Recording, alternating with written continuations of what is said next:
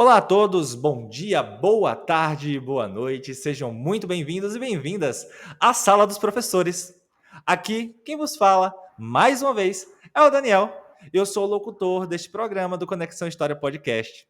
Hoje temos um convidado bastante especial, o professor Arioli Helf, que possui graduação em História pela Universidade Franciscana e mestrado em do ensino profissional de ensino de História da Universidade Federal de Santa Maria.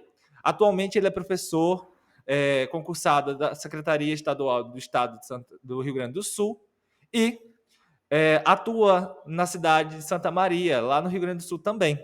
Professor Arioli, é um prazer tê-lo aqui conosco. Se quiser falar alguma coisa para essa abertura, a hora é agora. Bom dia, né? Eu gostaria de cumprimentar a todos aí, agradecer o convite, né? Não é uma coisa comum para mim, né? Participar de entrevistas, podcasts, né? Então é um desafio, assim, mas fiquei muito feliz pelo convite, né? E espero que o pessoal que venha a ouvir aí o nosso programa goste, né? Da nossa fala e da nossa contribuição com a área da história, com o ensino da história, né? Com a área da educação, né? Fico agradecido. Então vamos lá, né? A gente é, passa uma demanda, né? O Ariel tem mestrado em ensino de história, então ele tem essa pegada também da questão tecnológica de desenvolvimento de produtos ou análise de produtos. E por intermédio disso, né, eu mudei um pouco as dinâmicas das outras entrevistas que a gente já vem fazendo até agora. Vamos começar falando a respeito, né, da questão da formação tecnológica, né, dentro do ensino básico da formação de graduação e também dentro dessa questão do próprio envolvimento da secretaria em uso, né, e também de formação continuada de tecnologias atreladas ao ensino de história antes da pandemia, né, que tem essa questão, o antes da pandemia e depois da pandemia. Assim, Arioli, como isso é abordado, né, na sua formação inicial, né, de historiador, professor historiador, também na formação que a secretaria repassa para você? Bom, a minha formação eu tenho revisto, né? Porque eu sempre considerei que a minha formação é bem recente, né? Mas já estão aí faz 12 anos que eu sou graduado, né? Me graduei em 2012 e naquele período já havia as tecnologias, mas o acesso, né, da rede pública era bem limitado, né? E eu tive uma formação bastante voltada para a docência, né, para o ensino da história. E na época tinha uma discussão na minha turma, né, porque o nosso curso de história na Universidade Franciscana tinha muitas cadeiras da pedagogia, muitas cadeiras voltadas para o ensino, e a gente queria a questão da história, né, a gente queria, né, a questão mais de historiador mesmo. Mas depois, na escola, né, quando eu encontro com os colegas, eu volto à discussão, né, aquelas cadeiras acabaram sendo, assim, muito importantes, né, porque em sala de aula fazem toda a diferença, né, para a nossa prática ali, para a gente conseguir ter um sucesso em sala de aula mesmo. E o uso da tecnologia, na minha graduação, a universidade já proporcionava, né, mas eu não tinha muito acesso, né, eu recém estava conseguindo ali comprar meu próprio computador, né, estava começando a dominar ali a tecnologia, e quando eu fui para as escolas, isso acabou se perdendo, porque nas escolas tinha menos acesso ainda, porque a escola ainda depende do material que o Estado, né, ou que as minhas primeiras escolas foram nos municípios da região aqui, né, eu trabalhei em outros municípios além de Santa Maria, então dependia dessa questão da qualidade do material ofertada pela prefeitura e pelo Estado, então era bem limitado, né, o uso das tecnologias. E depois da pandemia, isso assim teve um salto muito grande, porque durante a pandemia eu já estava trabalhando no Estado, né, na SEDUC, e o governo, né, a gestão que estava durante a pandemia, contribuiu bastante nessa questão da tecnologia, da implementação, né, investiu bastante, criou toda uma plataforma ali virtual de apoio, né, uma parceria ali com o Google, né, a gente tem o Google Sala de Aula, daí usa todas as ferramentas do Google Sala de Aula ali, a gente teve à disposição para nós e para os alunos, né? E teve investimento em material mesmo, né? Tanto até o computador que eu estou usando agora, ele é um computador cedido pela Seduc, né? Para todos os professores da rede ali ganharam um computador, e foi uma mudança muito grande, assim, porque foram computadores que realmente funcionaram, né? Porque alguns governos tinham outros materiais, teve um programa por volta de 2012, 2013, teve um programa de Estado que mandou para as escolas tablets para os professores, mas não eram funcionais, sabe? Eram muito básicos, não atendiam a demanda assim do trabalho, de pesquisa e tudo, com acesso à internet. Então foi um material assim, foi um recurso que foi gasto pelo Estado, mas que não teve um retorno assim efetivo. E dessa vez não. Dessa vez assim, os recursos que o Estado proporcionou foram bem funcionais, assim, a qualidade muito boa, né? E o maior déficit assim foi atender a nossa comunidade. Por mais que a escola tivesse bem estruturada, né, com uma internet boa, com velocidade, com conectividade, tinha os Chromebooks na escola, os alunos não tinham acesso, porque como foi na pandemia, eles estavam e em casa, né, eles dependiam ali do seu próprio celular, aí a limitação foi sentida assim com mais força. Os alunos que conseguiam ter uma internet boa, um celular bom, acessavam as aulas tranquilamente, mas a grande maioria não era o caso, porque nossa é uma escola de bairro, né? Então a população não tem condições, né, de manter ali uma boa internet, um bom celular, embora todos tenham celular, né? Não são celulares assim que atendem a demanda, né? E desde então a Seduc vem mantendo um suporte, assim, né, em termos de tecnologia, de material, de formação, né, bem... ela atende as demandas, assim, sabe? Tanto que às Uhum. vezes a gente não consegue acessar, assim, todo o material que ele nos manda.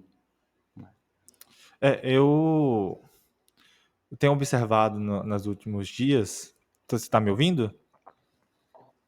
Sim, bem. Eu tenho observado assim nos últimos dias que, conversando com outros professores, né, existe uma crescente dentro dessa questão tecnológica das próprias secretarias de educação, onde estão migrando totalmente para o digital, né, para o uso tecnológico. Sim, Até mesmo as formações de professores estão indo para esses ambientes, deixando o caráter humanizado de produção entre professores, né, para poder se adequar a esse ambiente digital. Acontece a mesma coisa aí no Rio Grande do Sul?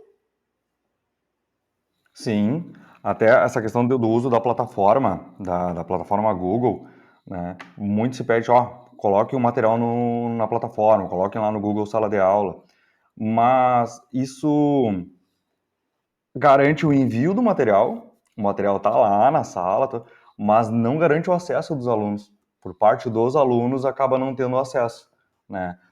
Pela questão de demanda de tecnologia deles, de acesso, né? E também pela questão do hábito, né? Porque é muito mais prático tu ir até a escola. Até durante a pandemia ali a gente tinha dois grupos. Tinha um pessoal ali em menor escala que pegava todo o material online, mas a grande maioria preferia até a escola pegar o material ali impresso, né? E aí era toda uma logística assim de pessoas na escola para fazer todo esse material, fazer todas essas impressões, essa organização, né? E depois, passando a pandemia, né, por parte do governo ainda tem questões assim, ó, coloque na plataforma, disponibilizem lá na plataforma, mas não há acesso, né? As plataformas agora, assim, nós temos um Caíram em aluno que por desuso. uma condição específica, assim, que ele faz uso. Os demais, assim, a plataforma ela não é mais utilizada por parte deles, assim. É, E pode terminar. sobre a formação, eu ia comentar, né? Acho que agora eu lembrei que fazia parte da pergunta também. Esse ano, a nossa formação foi toda online. Até houve um convite para que a gente fosse até a escola, assistir a formação lá. Mas aí nós íamos até a escola e lá a gente sentava em frente à TV, né, para assistir a formação que era transmitida, né? Aí não tem sentido, Então né? acabou fazendo mais sentido que em muitos momentos a gente acabou assistindo de casa, né? Porque aí tu consegue, né, sentar efetivamente e ficar atento É mais ao vídeo, confortável, né? né?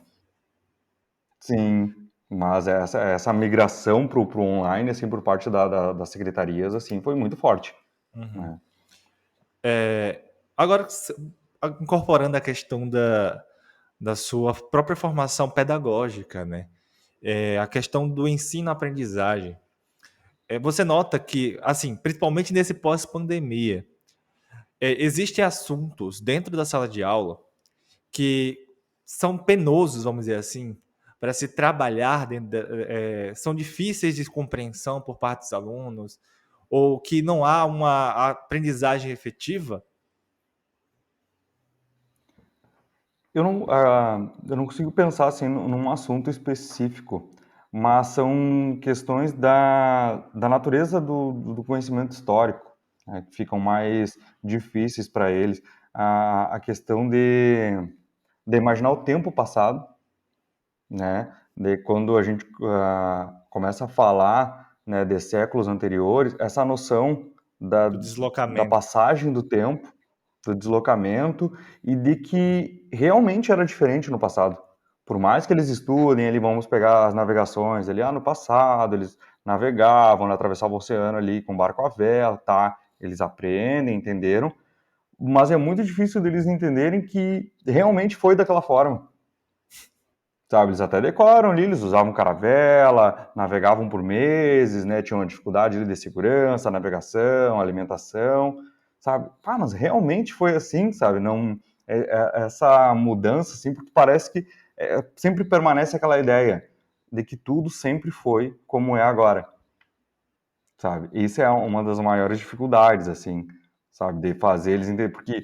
E aí uma coisa que, às vezes, a gente, para tentar facilitar, a gente começa a pegar exemplos atuais, né, para facilitar o entendimento de um evento passado. Uhum. E aí, por vezes, acaba reforçando a ideia de que, mas está usando um exemplo de agora, né, então sempre foi assim, sabe? Daí tem que ter uma outra explicação. Não, estou usando esse exemplo que é para facilitar entender, para vocês conseguirem visualizar com uma coisa que vocês conhecem, sabe? Então tem que ter sempre esse reforço na explicação, sabe? Ir esmiuçando, né? Assim, é bem mastigado, assim. Né? Então eu vejo mais dificuldade nesse sentido. Mas agora, de conteúdos, assim, eu não vejo um que tenha mais dificuldade. Alguns são mais delicados, sim, né? Mas não de dificuldade, assim. E aí entra na próxima pergunta, né? A questão metodológica. A gente vê que a Secretaria de Educação, né, ela muitas vezes impõe vários tipos de metodologias para se trabalhar dentro da sala de aula. E dentro das suas vivências, né, já tantos anos dentro da sala de aula, e vivenciando essas formações, existe alguma que você aprendeu, né, a aplicar, por assim dizer, né, porque essa é a expressão que eles utilizam, né, vocês vão pegar essa metodologia e aplicá-la dentro da sala de aula. Mas a gente faz uma adaptação, uma mediação entre o conteúdo e essa metodologia para ver se funciona. Existe realmente metodologias que a secretaria proporciona, né, esse conhecimento que funcionem, ou você prefere adotar metodologias próprias dentro da sua perspectiva, percepção pedagógica, que seriam mais adequadas? Você tem liberdade também na questão do planejamento, né? Porque tem professores que ultimamente não têm tido tanta liberdade assim para até mesmo fazer seu próprio planejamento. Sim. Na minha formação, eu nunca... A minha ambição não era ser professor, né? Eu venho de uma família em que não era tradição, né, ter uma formação superior, né? Todos ali, a partir que terminavam o fundamental, o ensino médio, já iam para o mercado de trabalho, já iam trabalhar. E eu acabei seguindo o mesmo exemplo. Terminei o ensino médio, parei de estudar, fui trabalhar, até que eu comecei a entender que havia uma continuidade nos estudos, que eu não havia terminado, né, os estudos. E aí eu voltei a tentar um curso superior, né? Aí que eu fui entender, né, como era o acesso ao ensino superior, como funcionava uma graduação, uma universidade, né? Então eu voltei ali, 4 anos depois que eu tinha terminado o ensino médio, né, é que eu fui voltar para a universidade, né? E fiz história, porque gostava muito de ler, gosto até, assim, a adoração é pela leitura, gosto muito de literatura, literatura histórica, e aí escolhi história, né? Mas durante o curso é que eu fui ter o entendimento que fazendo história eu seria professor de história, sabe? Então a minha construção do ser professor, assim, ela foi mais pro final do curso, quando eu comecei a ir para os estágios, né? Mas aí que foi porque só tem duas opções, até eu falo para os meus estagiários, agora para os residentes, né? Ou vocês vão escrever livros, ou vão ser escritores, né? Ou vocês vão dar aula, e aí, majoritariamente, né, a gente acaba caindo na sala de aula, né? Porque o mercado de trabalho para historiadores não, ele é muito Limitado. enxuto, né? Sim. E aí que eu fui começar A ficha caiu, né? a me entender como professor, sabe? E então, até os alunos, né? O senhor sempre quis ser professor, como é que... Não, eu nunca quis ser professor. Mas isso foi acontecendo, né? Daí eu conseguia aliar o que eu gostava, que era a leitura, né? Com ensinar, né? Sobre o que eu estava lendo, sobre o que eu tinha aprendido lendo, né? E aí a faculdade foi me dando as ferramentas, né? Uh, então, para mim foi um desafio dar aula, né? Mas, por ter uma bagagem de leitura grande, né, eu acabava linkando o meu conteúdo da história com as perguntas dos alunos em sala de aula, conseguia trazer bastante exemplos, referências de livros, referências de filmes, né? E isso conseguia me aproximar dos alunos e aí eu conseguia ter um relativo sucesso, assim, de me integrar com os alunos, assim, ter uma tranquilidade, de dar uma aula que fosse que eles consideram uma aula agradável, sabe? Esse foi o meu maior mérito. E aí depois eu fui lapidando, assim, a questão de conteúdo, de método, né? Mas a universidade, como eu comentei antes, ela era muito voltada para a docência, né? Então trazia todo aquele rol ali de educadores, né? De psicopedagogos, né? Que com suas metodologias, suas abordagens. Mas eu confesso que eu nunca fui muito assim, às vezes até chega colega novo, porque o segundo o pensador fulano, né? O Piaget, o Vygotsky, e eu, sim, lembro deles, né? Estudei, mas assim, eu nunca consegui trazer isso para a sala. Foi muito na experimentação, no diálogo com os alunos que eu fui vendo como que era melhor, como era mais fácil eu trazer aquele assunto e explicar para os alunos, Uhum. né? No mestrado eu tive mais contato com colegas de outras cidades que vieram para Santa Maria fazer um mestrado, e aí eu, no diálogo com eles, eu encontrava essas questões da limitação das secretarias da educação, principalmente secretarias de educação de municípios pequenos, pela cultura daquelas cidades menores, daquela cultura assim mais tradicional, né? Acabava colocando limitação na maneira como eles iam dar aula, no conteúdo que eles iam abordar, e eu não sinto isso no estado, sabe? Por a gente ter um distanciamento, né? Eu tô aqui em Santa Maria, a Secretaria de Educação, né, a SEDUC tá lá em Porto Alegre, tá lá na capital, a gente não tem essa presença, assim, além das formações, né, que são agora principalmente online, né, são à distância. Então eu não sinto essa pressão. Santa Maria já é uma cidade mais aberta, assim, é conhecida como uma cidade cultura, né, embora a questão cultural não seja tão forte quanto o nome dela remete, mas ela é uma cidade mais aberta, vem gente de muitas outras cidades do Rio Grande do Sul morar aqui, então não tem aquele pensamento tradicional, assim, mais conservador. Então eu tenho muita liberdade, assim, no meu conteúdo, na forma como eu vou trabalhar, né?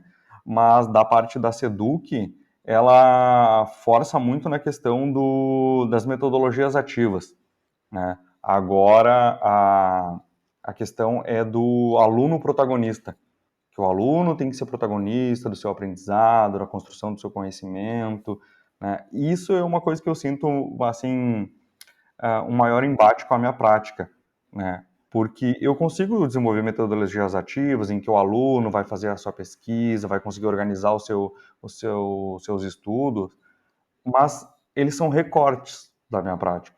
Na grande maioria, assim, das minhas aulas, elas têm um perfil mais tradicional. Naquela aula em que eu passo no quadro, eu faço um esquema e aí eu vou explicando. Uh, o que eu considero, assim, que foge do tradicional? É a explicação, a maneira de explicar para eles. É tradicional tu passar um textinho no quadro com giz e eles copiarem? Sim. Mas tu abordar palavra a palavra, conceito por conceito daquele texto é que é o diferencial. Porque no tradicional, né, que eu acompanhei assim, os professores mais antigos, passa o texto, o aluno copiou. Se o aluno copiou bonitinho, igual e caprichado, ok. Não tem aquela questão da explicação, da reflexão em cima daquele texto que o aluno copiou, sabe? Então, eu coloco meu diferencial nesse método, sabe? De ajudar o aluno a interpretar aqueles conceitos, seja do texto que eles estão copiando do quadro que eu passei, seja do texto do livro didático, né? Ou seja um texto que muitas vezes eles leem ou veem na internet, né? E que eles trazem, tá, mas o que significa isso? Vamos entender, sabe? Abre um parênteses na aula e aí vamos refletir sobre aquele texto ali, parte a parte, sabe? Esse é o diferencial, assim, nas minhas aulas. Mas tento aplicar as metodologias ativas, tento deixar eles o mais livre possível para fazer as suas interpretações. Quando eles interpretam, eu deixo eles falar, mesmo que não seja um entendimento muito fiel, eu deixo eles falar e aí depois vou fazendo as ratificações necessárias, assim. Então, eu tento fazer dessa maneira, né? Mas hoje, a Secretaria de Educação aqui do Rio Grande do Sul, ela foca muito nas metodologias ativas, nos alunos protagonistas, mas na prática, eu até converso com os outros professores. Se é o meu perfil que tem dificuldade de lidar com essas metodologias, sabe? Ou se é uma característica, assim, da escola que não permite, né? Porque nesses momentos, assim, muitos são os relatos dos alunos assim, professora, é melhor quando o senhor passa o texto e explica, sabe? Parece que eles se sentem mais seguros, eu não sei se... E aí pode ser por uma questão tradicional, deles já estarem acostumados com essa metodologia desde as séries iniciais, então eles acabam sendo apegados, né, nessa questão de ter o professor ele explicando e levando o conteúdo para eles, que quando eles vão para uma metodologia assim, que eles são mais ativos, que eles são protagonistas, eles se sentem inseguros, parece que eles não estão estudando. Uhum. Então essa é uma discussão que eu tenho até com os próprios alunos, assim. A educação fica mais próxima deles, né? No caso. Sim, Faz mais sentido. exato. Já que a gente começou falando a respeito da questão de formação de professores, né? E refletir sobre essa questão do caráter humano, que vem se perdendo também ao longo do tempo. Mas não é porque virou digital que também não pode ser incorporado os caráteres humanos, né? No conteúdo em si. Baseado nisso, Arioli, essas formações de professores que é fornecidas pela SEDUC, né? Elas já experimentaram começar alguns tipos de diálogos com histórias mais aproximadas à questão decolonial ou que trabalhe especificamente as perspectivas de história afro e indígena que viveram aqui logo no início da colonização? Eu senti isso com mais força, assim, nas últimas formações, ano passado e esse ano, principalmente, onde tiveram falas especificamente sobre educação antirracista, né, a valorização, o protagonismo, né, do povo negro, da população negra aqui do Rio Grande do Sul. Isso está sendo bastante valorizado nas formações, tem um espaço ali com todo o momento de fala, né, para a pessoa que vai tratar do tema. Não é só aquele tema assim que tu vê passar como um conteúdo transversal na fala, sabe? Então teve todo um momento dedicado, assim, né? Então tem um esforço do Estado, assim, da SEDUC nessa valorização, assim.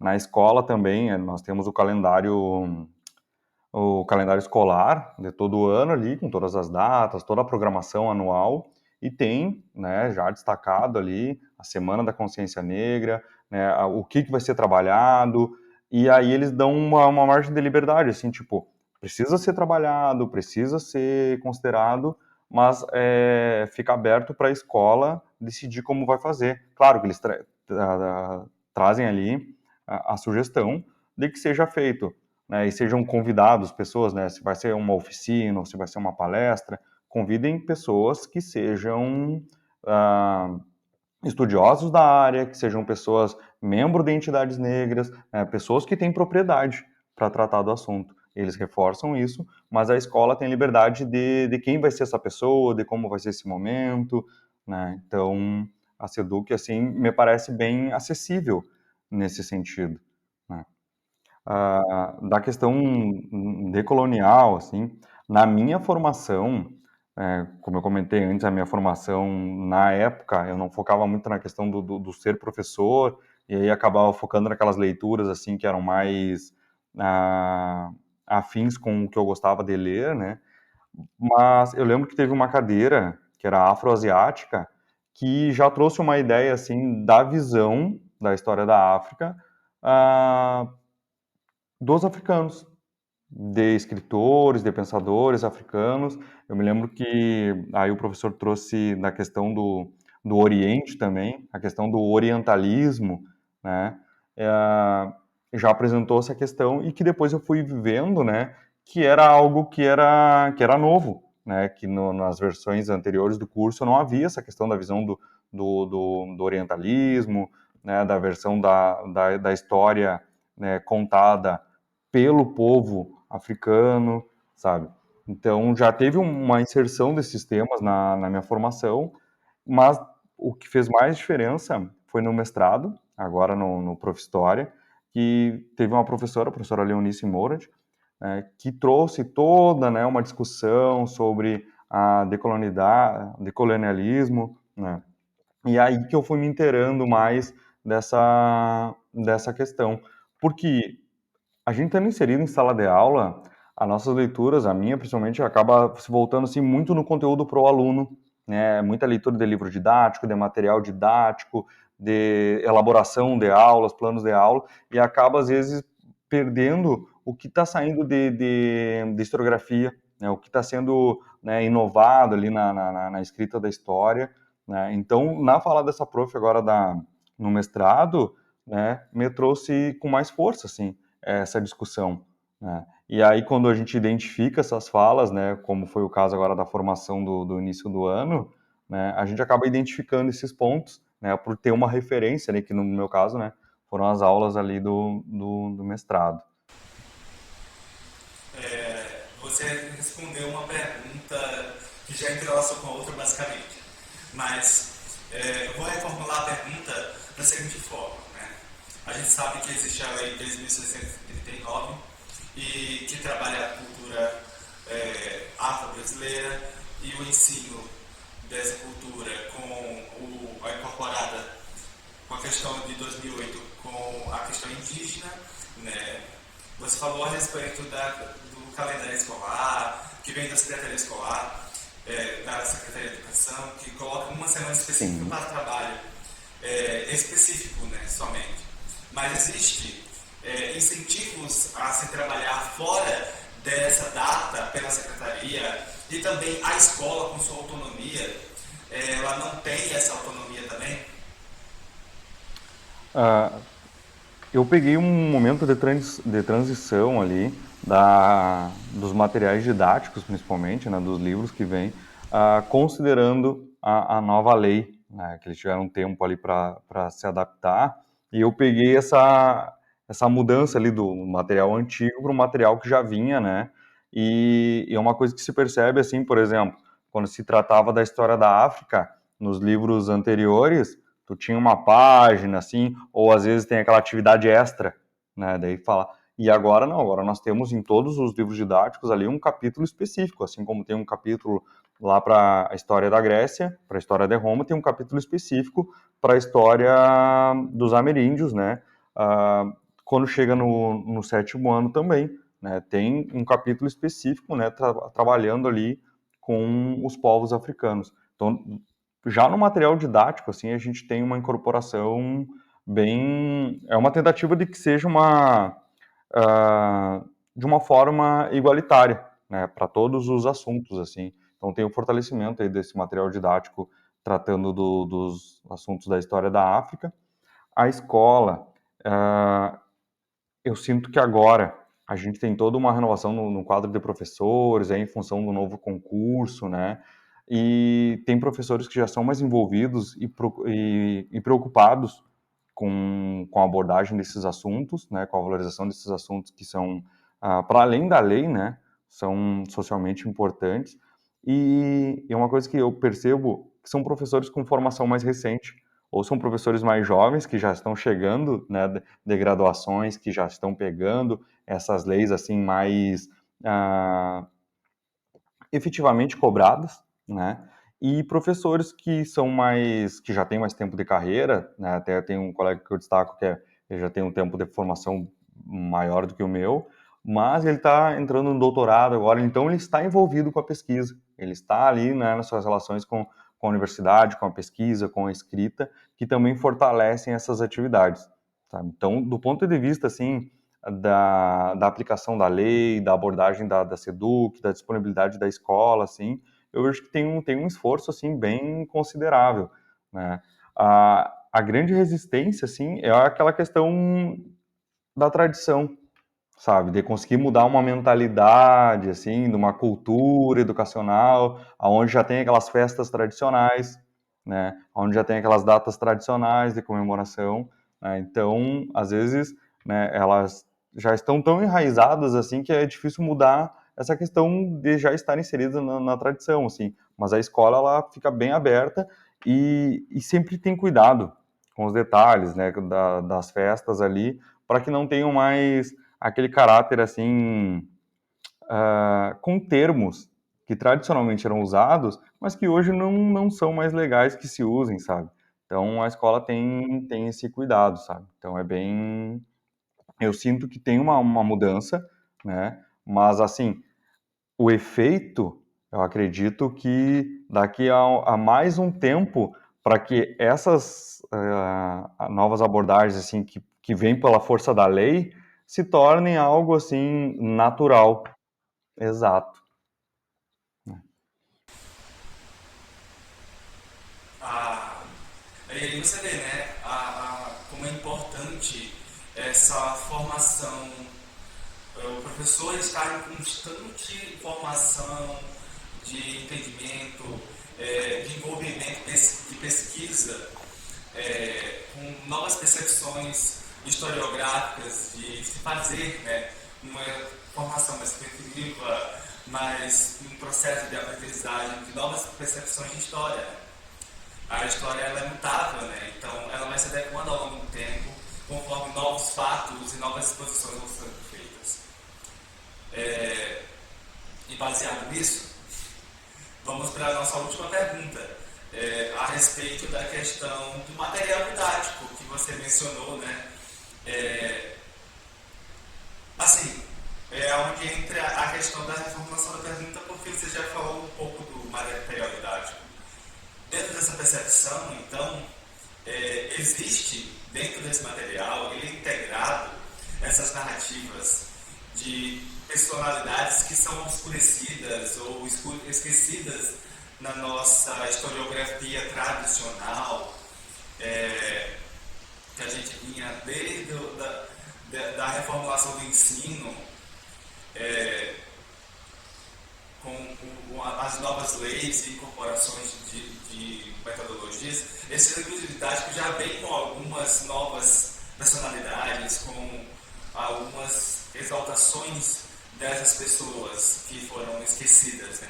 E os livros didáticos eles têm essas Algumas, aí pessoas. a gente vem numa questão que é das editoras, né? Todos os livros agora eles trazem os capítulos ali, como eu comentei, mas algumas editoras acabam aprofundando mais dentro daquele capítulo alguns personagens, né?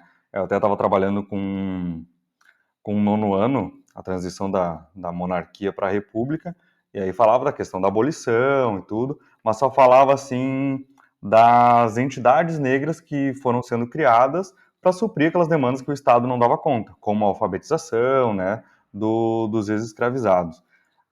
E só falava isso.